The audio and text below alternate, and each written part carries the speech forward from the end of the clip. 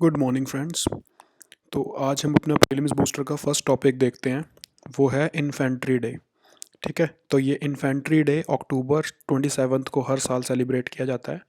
तो ये क्यों सेलिब्रेट किया जाता है? क्योंकि फर्स्ट टाइम इंडिया के जो इन्फेंट्री सोल्जर्स थे इंडियन आर्मी के, उन्होंने कश्मीर को पाकिस्तान आर्मी से बचाया था। तो ठीक है, आपको ये पता होगा कि जब कश्मीर जो था इंडिया के साथ अभी नहीं मिला था, तो कश्मीर एक तरह से इंडिपेंडेंट एक स्टेट थी। तो पाकिस्तान ने उस पर ट्राइबल्स बोलकर, पाकिस्तान आर्मी ही थी वो, लेकिन ट्राइबल्स बोलकर उन्होंने कश्मीर पर हमला कर दिया था।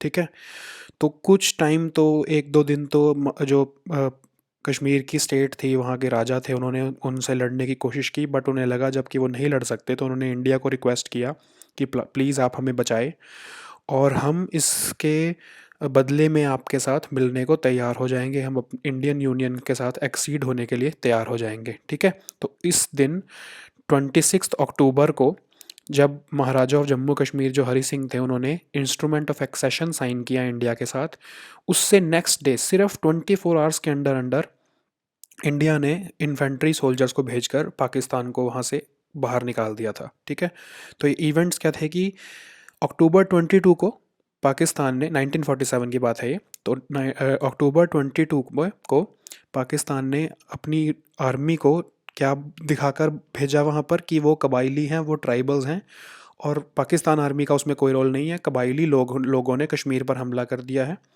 और अ, उन्होंने जब कश्मीर पर हमला किया तो कुछ दिन तो इनिशियली तो जैसा मैंने आपको बताया कि महाराजा हरि सिंह की जो सेना थी, उन्होंने कुछ दिन तो रेजिस्ट किया, बट जब उन्हें लगा कि नहीं वो इनसे लड़ सकते, तो अक्टूबर 26 को उन्होंने इंडिया के साथ इंस्ट्रूमेंट ऑफ एक्सेशन साइन कर लिया। और उसके ही नेक्स्ट डे जो हमारे इंडियन इन्फेंट्री सोल्जर्स थे, वो कश्मीर में एंटर किए, श्रीनगर में एंटर किए, और उन्होंने पाकिस्तान की सेना को वहाँ से, जो कि ट्राइबल्स के फॉर्म में आई थी, उन्हें वहाँ से बाहर निकाल दिया। तो ये अब उस टाइम पर जो हमारी इंडियन बटालियन कौन सी थी, जो वन सिख जो बटालियन थी, जो हम हमारे लेफ्टिनेंट कर्नल दीवान रंजीत राय जो थे, उनके कमांड में ये जो हमारी वन सिख बटालियन थी, इन्होंने जो उस टाइम पर गुड़गांव में थी अक्टूबर 26 को, उसको एयरलिफ्ट किया गया और विद इन 24 आवर्स श्रीनगर पहुंचाया गया। ये पूरा ऑपरेशन बहुत ही स्विफ्टली किया गया और बहुत ही एफिशिएंटली हमने पाकिस्तान को वहाँ से बाहर खदेड़ दिया था। इसलिए हम जो अक्टूबर 27 है, उसको हम इन्फेंट्री डे सेलिब्रेट करते हैं। ठीक है, और दूसरा हमारा टॉपिक है बैका। अब ये बैका क्या है? इंडिया और यूएस की, अभी आपने देखा होगा कि आज रिसेंटली हमारा 2+2 डायलॉग हुआ है, जिसमें यूएस के डिफेंस मिनिस्टर और यूएस के सेक्रेटरी ऑफ स्टेट, मतलब उनके फॉरेन मिनिस्टर, और इंडिया के ही फॉरेन मिनिस्टर और डिफेंस मिनिस्टर ने पार्टिसिपेट किया है। तो उसमें एक एग्रीमेंट साइन हुआ है, बेसिक एक्सचेंज कोऑपरेशन एग्रीमेंट। अब ये क्या है? ये जियो स्पेशियल कोऑपरेशन के लिए होता है। अब जियो स्पेशियल टर्म क्या मतलब, क्या होता है? लोकेशन बेस्ड, मतलब मैप बेस्ड आपकी इंफॉर्मेशन शेयर करने के लिए ये एग्रीमेंट किया गया है। ठीक है, अब बेका जो है वो जियो स्पेशल इंफॉर्मेशन शेयर करेगा इंडिया और यूएस एक दूसरे के साथ। अभी याद रखना कि सिर्फ यूएस ही ऑब्लिगेटरी नहीं है इंडिया के साथ शेयर करने को, इंडिया को भी उनको शेयर करनी होगी। ठीक है, if they ask for it. ठीक है, तो ये नॉटिकल मतलब कि सिर्फ ये सी के बारे में भी हो सकता है, सी में भी कुछ लोकेशन इंडिया पूछ सकता है या यूएस इंडिया से पूछ सकता है, और एरोनॉटिकल मतलब एयर में भी ये लोकेशन कुछ बात हो सकती है इसके बारे में, कुछ लोकेशन की जो अगर हमको ज़रूरत पड़ रही है, तो एक्यूरेट इन्फॉर्मेशन हमको यूएस की सैटेलाइट प्रोवाइड कर सकती हैं। ठीक है, अब बेसिकली हम इसमें क्या करेंगे? एक्सचेंज करेंगे मैप्स, नॉटिकल और एरोनॉटिकल चार्ट्स, कमर्शियल और अनक्लासिफाइड। अनक्लासिफाइड मतलब जो पब्लिक डोमेन में है, जो सीक्रेट नहीं है, वो इमेजेस, और जितनी भी तरह का ये डेटा, ग्रेविटी डेटा वगैरह हम एक दूसरे के साथ शेयर करेंगे। ठीक है, अब ये याद रखना कि इसमें सिर्फ अनक्लासिफाइड इन्फॉर्मेशन ही नहीं है। अगर सिर्फ अनक्लासिफाइड ही करनी होती तो ये एग्रीमेंट जो था वो हमें किसी फ़ायदे का नहीं रहता। लेकिन हमको कुछ क्लासिफाइड इन्फॉर्मेशन भी मिलेगी जो सिर्फ यूएस सैटेलाइट्स के पास हैं, जो उनकी मिलिट्री के लिए हैं, जो उनके अलाइज़ के लिए हैं, जो नेटो अलाइज़ को जो यूएस शेयर करता है, वो क्लासिफाइड इन्फॉर्मेशन भी इंडिया को उपलब्ध कराई जाएगी, जो कि हमारे लिए बहुत हेल्पफुल होगी। जैसे अगर अगर हम चाइना के साथ वॉर कर रहे हैं तो हमें उनकी जो क्लासिफाइड इन्फॉर्मेशन है जो यूएस के पास चाइना की कुछ लोकेशंस की, वो भी हमारे को वो प्रोवाइड करेगा यूएस, क्योंकि इस एग्रीमेंट के अंडर, ठीक है। अब इससे क्या होगा, क्योंकि हमारे पास बहुत क्लासिफाइड इन्फॉर्मेशन आ जाएगी जैसे हमारे एनिमी कंट्री के रिगार्डिंग, तो हमारे जो वेपन्स हैं, जो क्रूज़ मिसाइल, बैलिस्टिक मिसाइल्स या ड्रोन, बहुत ही अच्छी तरह से एक्यूरेट तरीके से ऑपरेट कर सकते हैं, क्योंकि हमें पिन पॉइंट लोकेशन प्रोवाइड की जाएगी यूएस के सैटेलाइट्स के द्वारा, ठीक है। अब हम थोड़े से और एग्रीमेंट्स देख लेते हैं जो कि इंपॉर्टेंट है। एक ये है GSO-MIA। अब ये क्या है, general security of military information agreement. ये 2002 में साइन किया गया था इंडिया और यूएसए के बीच में। बेसिकली ये क्या था कि हमारा फर्स्ट ऐसा एग्रीमेंट था जो कि मिलिट्री सेक्टर में साइन किया गया था, जिससे कि टेक्नोलॉजी में कोऑपरेशन होगा। अब इसमें क्या है कि यूएस की गवर्नमेंट और वहाँ की जो कंपनीज़ हैं, जो कि डिफेंस कंपनीज़ हैं, वो हमारी गवर्नमेंट ऑफ इंडिया के साथ और हमारे डिफेंस PSUs, मतलब हमारी गवर्नमेंट कंपनीज ही है एक तरह से जो PSUs, उनके साथ क्लासिफाइड इन्फॉर्मेशन शेयर करेगी यूएस की गवर्नमेंट और वहाँ की डिफेंस की कंपनीज या फिर जो वहाँ की इंटेलिजेंस एजेंसीज हैं, ठीक है। ये 2002 में साइन हुआ है वाजपेयी गवर्नमेंट के टेन्योर में। अब इसमें क्या है कि हमारी इंडिया की प्राइवेट कंपनीज के साथ ऐसी कोई इन्फॉर्मेशन, क्लासिफाइड इन्फॉर्मेशन शेयर नहीं की जाएगी। अब आप हमारी जैसे इंडिया में जो डिफेंस की कुछ कंपनीज हैं, आपको पता होगा, रिलायंस ग्रुप है, लार्सन एंड ट्यूब्रो है, फिर महिंद्रा ग्रुप या टाटा ग्रुप, इनके साथ ये इन्फॉर्मेशन नहीं शेयर की जाएगी, ठीक है। एक और एग्रीमेंट है लेमोआ। अब ये logistics exchange memorandum of agreement, जो बेसिकली क्या है, वो लॉजिस्टिक्स सपोर्ट एग्रीमेंट है। समझ लीजिए कि यूएस की शिप इंडिया के किसी पोर्ट पे आती है, तो वो 4 तरह के केसेस में इंडिया उनको सपोर्ट कर सकता है, ठीक है। पोर्ट कॉल्स, मतलब कि यूएस की शिप समझ लीजिए इंडिया के किसी पोर्ट के पास से जा रही थी, उसको कुछ लॉजिस्टिकल रिक्वायरमेंट्स है, समझ लीजिए उनका खाना ख़त्म हो गया है, उनके पास कुछ प्रोटेक्टिव गियर ख़त्म हो गए हैं, उनका फ्यूल ख़त्म हो गया है, तो वो इंडिया के पोर्ट के पास, इंडिया के पास आ सकती है, इंडियन नेवी के पास आ सकती है वहाँ पोर्ट पे, और डिमांड कर सकती है कि हमें ये चीज़ें प्रोवाइड कराई कराई जाएँ, ठीक है। सिमिलरली इंडियन नेवी भी अगर कहीं बाहर ऑपरेट कर रही है और वहाँ यूएस का नेवल बेस है, तो इंडियन नेवी भी यूएस के नेवल बेस से ये लॉजिस्टिकल जो चीज़ रिक्वायरमेंट्स हैं अपनी पूरी कर सकती है। जॉइंट एक्सरसाइजेस के टाइम पर भी हो सकता है कि यूएस की नेवी नेवल बेस पे इंडिया की नेवी अगर जा रही है, जॉइंट एक्सरसाइज हो रही है, तो वो लॉजिस्टिकल सपोर्ट एक दूसरे को दे सकते हैं, ताकि किसी भी एक दूसरे की कंट्री की जो नेवी है उनको अपना काम करते हुए कोई इशू ना आए, ठीक है। ट्रेनिंग और ह्यूमैनिटेरियन असिस्टेंस, ये तीसरा हमारा टॉप वो है केस, जिसमें कि लॉजिस्टिकल सपोर्ट देना हमें पड़ेगा, इंडिया और यूएस को एक दूसरे के साथ शेयर करना पड़ेगा जब ट्रेनिंग हो रही है हमारी इंडियन नेवी की या फिर यूएस नेवी की। और ह्यूमैनिटेरियन असिस्टेंस भी हो सकता है कि जैसा मैंने आपको बताया कि अगर इंडियन नेवी किसी खतरे में है, तो यूएस की जो नेवी है वो, या फिर उल्टा भी हो सकता है कि यूएस की नेवी अगर खतरे में, तो इंडियन नेवी रिस्पॉन्ड कर सकती है अगर उनका पोर्ट वहाँ से पास में है, तो ठीक है। या फिर डिज़ास्टर रिलीफ के ऑपरेशंस के टाइम पे भी, ठीक है। अब इसके अंदर ना एक और छोटा सा एक क्लॉज है कि अगर चाहें यूएस और इंडिया, तो मिलिट्री टू मिलिट्री कोऑपरेशन में भी, मतलब समझ लीजिए कि इंडिया और चाइना का वॉर हो गया है, तो इसमें क्या है कि हम तो ये देख रहे हैं कि सिर्फ 4 केसेस में, जिसमें कि मिलिट्री सपोर्ट नहीं देने का की बात नहीं है, बट अगर यूएस या इंडिया दोनों एग्री करते हैं, तो यूएस की नेवी हमारे इंडियन नेवी को अपनी जो नेवल बेस है जो चाइना के अगेंस्ट कुछ बने हैं, जो साउथ चाइना सी में या कहीं भी, वो हमें प्रोवाइड कर सकते हैं और वहाँ से हमारे को हेल्प कर सकते हैं कि हम चाइना के ऊपर अटैक करें, ठीक है। ये इस एग्रीमेंट का पार्ट तो नहीं है, बट इसको ऐसा ओपन रखा गया है कि ये इंडिया और यूएस की डिस्क्रिशन पर है, अगर वो चाहें तो ऐसा कर सकते हैं, ठीक है। तो ये बेसिकली हमारे लिए लॉजिस्टिक सपोर्ट एग्रीमेंट है एक तरह से इंडिया और यूएस के बीच में। तीसरा है हमारा कॉमकासा। कॉमकासा क्या है, communication and information on security and memorandum of agreement. ये बेसिकली हमारे जो हमने इंडिया ने यूएस के से कुछ डिफेंस इक्विपमेंट परचेज़ किए हैं, जैसे C-17 ग्लोब मास्टर, C-130 और ये P-80 81 जो हमारे ये सी प्लेन है, C-17 ग्लोब मास्टर हमारा इंडियन एयरफोर्स के पास है, आपने देखा होगा, बहुत बड़ा सा एयरप्लेन है। तो उसमें जो इक्विपमेंट लगे होते हैं जिससे कि इनक्रिप्टेड इनक्रिप्टेड मतलब सीक्रेट जो कम्युनिकेशन होती है, उसको अगर हमको फैसिलिटेट करना है तो हमको ये एग्रीमेंट यूएस के साथ साइन करना ज़रूरी था। इससे क्या होगा कि हम जो सीक्रेट कम्युनिकेशन हमारी यूएस हमको भेज सकता है, ताकि जो हमारी जो यूएस ओरिजिन की हमारी मिलिट्री इक्विपमेंट है, उसको ठीक से हम यूज़ कर सकें, उसको ठीक से हम चला सकें, ठीक है? क्योंकि यूएस का जो कम्युनिकेशन जो जितने भी यूएस की जो डिफेंस इक्विपमेंट है, जो ये एरोप्लेन्स वगैरह हैं, उसमें यूएस बेस्ड ही कम्युनिकेशन सिस्टम ऑपरेट करता है, उसमें कोई और इंडिया अपना कम्युनिकेशन सिस्टम नहीं लगा सकता। तो अगर हमने ये कॉमकासा नहीं साइन किया होता तो हम उस कम्युनिकेशन सिस्टम को यूएस के साथ या फिर इवन इंडिया के साथ हम अपनी अपने भी जो डिफेंस फोर्सेस के साथ भी कम्युनिकेट नहीं कर सकते थे, ठीक है? तो ये हमारे बेसिकली जो इम्पोर्टेंट एग्रीमेंट्स जो हमारे अभी तक साइन हो चुके हैं, ये वो एग्रीमेंट्स हैं, ठीक है? ये लास्ट हमारा बैका ही बचा था, जो बेसिकली जो हमारा यूएस के साथ डिफेंस एग्रीमेंट में बैका ही रह गया था। ये भी अब साइन हो चुका है, बाकी सारे तो ऑलरेडी हो ही चुके हैं, ठीक है? अब हमारा नेक्स्ट टॉपिक है प्लाज्मा थेरेपी।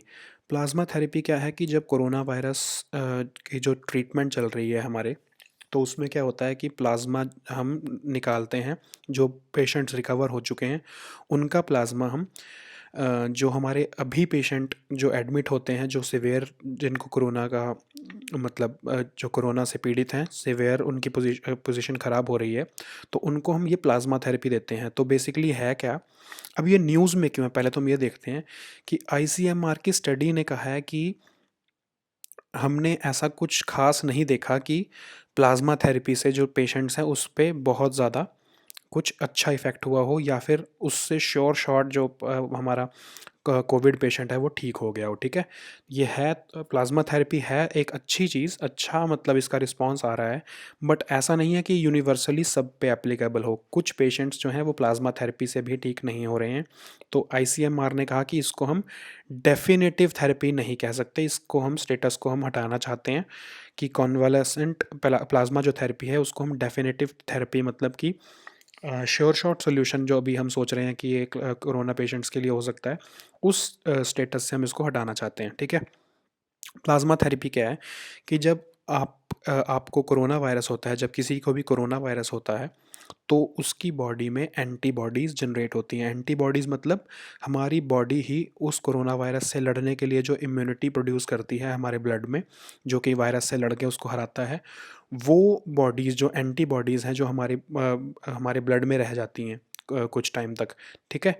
तो वो एंटीबॉडीज़ जो हैं वो हम जो अब पेशेंट जो रिकवर हो गया है, जो ठीक हो गया है, वो उसकी बॉडी में एंटीबॉडीज़ रहेंगी, तो उसकी बॉडी से वो एंटीबॉडीज़ निकाल के प्लाज्मा के थ्रू हम कोरोना के पेशेंट के अंदर वो प्लाज्मा डालते हैं, ताकि उसके वो जो एंटीबॉडीज़ है वो ट्रांसफ़र होके कोरोना पेशेंट में चली जाए, और जो कोरोना पेशेंट जो कि बहुत ज़्यादा स्ट्रगल कर रहा है अपनी लाइफ के लिए, उसके बॉडी में ये एंटीबॉडीज़ जाने की वजह से कोरोना से फाइट हो सके, ठीक है? ये बेसिकली किन पेशेंट्स के लिए है, जिनकी इम्यून सिस्टम उतना स्ट्रॉन्ग नहीं है कि वो खुद एंटीबॉडीज़ प्रोड्यूस कर पाए, ठीक है? तो ये प्लाज्मा थेरेपी है ही यही कि एंटीबॉडी रिच प्लाज्मा निकाल लिया जाता है रिकवर्ड पेशेंट से। अब वो पेशेंट कैसे होना चाहिए कि उसको ऑलमोस्ट 2 हफ्ते हो चुके होने चाहिए ठीक हुए, ठीक है? अगर मेरी एंटीबॉडी मैं मुझे प्लाज्मा डोनेट करना है, तो मुझे कोरोना वायरस जब हुआ था उसके ठीक होने के 14 दिन बाद एटलीस्ट मेरी बॉडी से मैं प्लाज्मा डोनेट कर सकता हूँ, ठीक है? अब अगर इंसान जो ठीक हो गया है, अगर वो प्लाज्मा डोनेट करता है, उससे 2 पेशेंट्स ठीक हो सकते हैं, उसमें इतनी ज़्यादा एंटीबॉडीज़ होती हैं, ठीक है? तो एक पेशेंट से 500 ml जो है प्लाज्मा निकाला जाता है। बेसिकली ये डिपेंड करता है कि उनका वेट कैसा है। तो ये जो प्लाज्मा है, क्योंकि हमारी बॉडी में क्या है, जो ब्लड में red blood cells, platelets, white blood cells और प्लाज्मा होते हैं, तो हमें पूरे ब्लड की ज़रूरत नहीं है पेशेंट की, हमें सिर्फ उसका प्लाज्मा कंपोनेंट निकालना है। तो हमारे को हम जब ये डोनेट करते हैं प्लाज्मा, तो वो ब्लड निकलता है, ऐसे निकलता है, मतलब जब हम ब्लड डोनेट कर रहे होते हैं तो उसमें से रेड ब्लड सेल्स, प्लेटलेट्स और वाइट ब्लड सेल्स तो नहीं निकालते, लेकिन मशीन जो है वो सिर्फ प्लाज्मा को सेपरेट कर देती है, और जो ये रेड ब्लड सेल्स, प्लेटलेट्स और वाइट ब्लड सेल्स वाला जो ब्लड है उसको वापस बॉडी में डाल दिया जाता है उस जो डोनर के, ठीक है। सिर्फ प्लाज्मा को निकाला जाता है। इसलिए जो आपने सुना होगा कि ब्लड डोनेशन हम सिर्फ 3 मंथ्स में एक बार कर सकते हैं, लेकिन जो प्लाज्मा है, क्योंकि हम बॉडी में से सिर्फ प्लाज्मा निकाल रहे हैं, ब्लड में से सिर्फ प्लाज्मा निकाल रहे हैं, तो प्लाज्मा जो है वो हर 2 हफ्ते में दिया जा सकता है, ठीक है। अब कौन डोनेट कर सकता है प्लाज्मा? सारे लोग तो प्लाज्मा नहीं डोनेट कर सकते। जो भी कोई रिकवर हो गया है कोरोना वायरस से, क्या वो प्लाज्मा डोनेट करने के लिए एलिजिबल है? नहीं। जैसा मैंने आपको बताया कि 14 दिन बाद ही प्लाज्मा को डोनेट किया जा सकता है, और जो लोग 18 से 60 साल की उम्र में हैं सिर्फ वो ही लोग प्लाज्मा को डोनेट कर सकते हैं, ठीक है। उनका वेट मिनिमम 50 kg भी होना चाहिए। वो अगर वो इससे कम है तो वो बहुत कमज़ोर हैं, तो वो प्लाज्मा डोनेट नहीं कर सकते।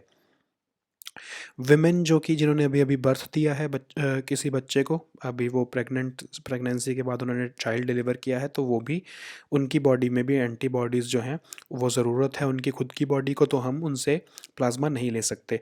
या फिर पीपल विद कोमोर्बिडिटीज़, जैसे जिनको खुद भी कोई बीमारी है, जो खुद ही कोरोना वायरस के से बहुत ज़्यादा वल्नरेबल हैं, कि अगर उन्हें कोरोना वायरस हो जाएगा तो उनको नुकसान ज़्यादा हो सकता है, शायद उनकी डेथ भी हो सकती है, तो उनको, उनसे भी हम प्लाज्मा नहीं लेते हैं, ठीक है, चाहे वो रिकवर भी हो जाएं, ठीक है।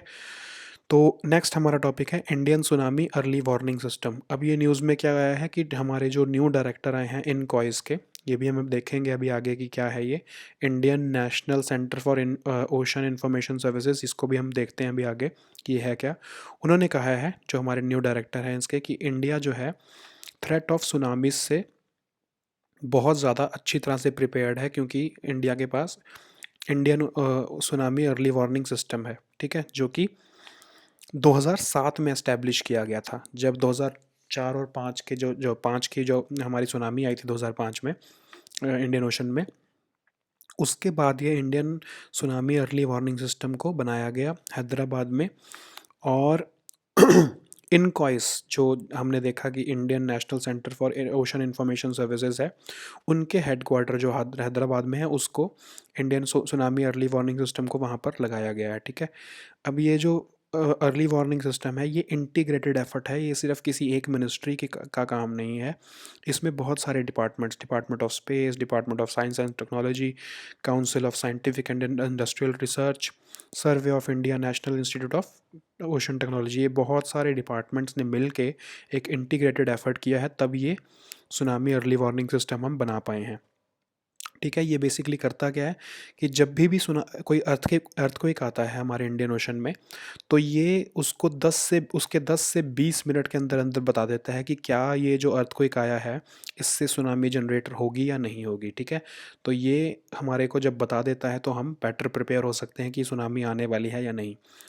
अब ये इतना एफिशिएंट सिस्टम है कि जो यूनेस्को है उसने Indian tsunami early warning centre, जो हमारे सिस्टम है, जो उसको 28 इंडियन ओशन रिम कंट्रीज़, जो इंडियन ओशन के 28 कंट्रीज़ हैं, ये इंडियन ओशन रिम एसोसिएशन की जितनी भी कंट्रीज़ हैं 28, उन सब के लिए भी इसी को ही एक्रेडिट कर दिया है कि इन सब को भी इंफॉर्मेशन यही देगा। और apart from these 28 countries, Indonesia और ऑस्ट्रेलिया के लिए भी इंफॉर्मेशन 2011 से यही सुनामी अर्ली वार्निंग सिस्टम जो इंडिया का है वही प्रोवाइड करा रहा है, ठीक है। अब हम देख लेते हैं Indian national centre for oceans information services. जैसा मैंने आपको बताया था कि जो डायरेक्टर हैं इन्होंने ये स्टेटमेंट दिया है, तो इसलिए ये टॉपिक भी हम देख लेते हैं।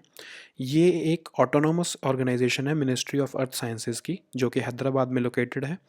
और ये ऑटोनोमस बॉडी बनी कब है? 2007 में। इससे पहले ये मिनिस्ट्री ऑफ अर्थ साइंसेज के अंडर ही थी, 1998 में बनी थी, लेकिन इसको ऑटोनोमस बॉडी कब बनाया गया है? 2007 में, ठीक है। अब ये बेसिकली हमारे ओशन के बारे में इंफॉर्मेशन देती है, हमें एडवाइजरी सर्विसेज देती है, और सोसाइटी को, हमारी इंडस्ट्री को, गवर्नमेंट एजेंसीज़ को और साइंटिफिक कम्युनिटी को, ताकि हम ओशन बेस्ड जो हमारे वार्निंग्स है वो ठीक से उसको हम यूटिलाइज़ कर सकें और हम बेटर प्रिपेयर रह सकें। तो ये जो हमारा इनकॉइस है, इसी के अंदर ये Indian tsunami early warning system जो है वो लगाया गया है, जो कि हमारे इंडियन ओशन कंट्रीज़ को, इंडिया को भी और इंडोनेशिया को, ऑस्ट्रेलिया को हेल्प करता है बताने में कि कब सुनामी आ सकती है या नहीं आ सकती, इन केस अगर इंडियन ओशन में अर्थक्वेक आता है तो। ठीक है, तो ये आज के हमारे टॉपिक्स थे। इस पर ही आप पीडीएफ डाउनलोड करके टेलीग्राम ग्रुप से आप इसके ऊपर क्वेश्चंस कर सकते हैं, एमसीक्यूज़, और ये एडिटोरियल्स हमारे चाइल्ड ब्राइड्स और ये डिजिटल पेंडेमिक। ये चाइल्ड ब्राइड जो है ये टॉपिक हमारा क्या था कि चाइल्ड मैरिजेस के ऊपर हमारा ये बेसिकली टॉपिक है, क्योंकि इस पे गवर्नमेंट ने कमेटी बिठाई है कि विमेन की मिनिमम एज ऑफ मैरिज को बढ़ाने की बात हो रही है, तो उसके ऊपर ये पूरा टॉपिक डिस्कस किया गया है। बहुत अच्छा आर्टिकल है ये, इसको अच्छे से हमने डिस्कस किया है। दूसरा टॉपिक हमारा है डिजिटल पेंडेमिक। ये हमारे जो फॉर्मर एनएसए थे 2005 से 2010 के बीच में, एम के नारायणन जी, उन्होंने ये आर्टिकल लिखा है और बताया है कि कोरोना वायरस के टाइम पर, क्योंकि हमारी हम डिजिटली बहुत ज़्यादा कनेक्टेड हो गए हैं, हम डिजिटली रिलायंट हो गए हैं, हम सारा काम हम डिजिटली कर रहे हैं, तो डिजिटल थ्रेट्स भी जो हैं वो इस टाइम पर बहुत बढ़ रहे हैं। तो हमको उसके लिए कैसे प्रिपेयर होना पड़ेगा, क्या गवर्नमेंट कर रही है उसके लिए, ये पूरा डिस्कस किया गया है। ठीक है, तो ये आज के हमारे टॉपिक्स हैं। We'll meet next time with new topics. Until then, good bye and take care.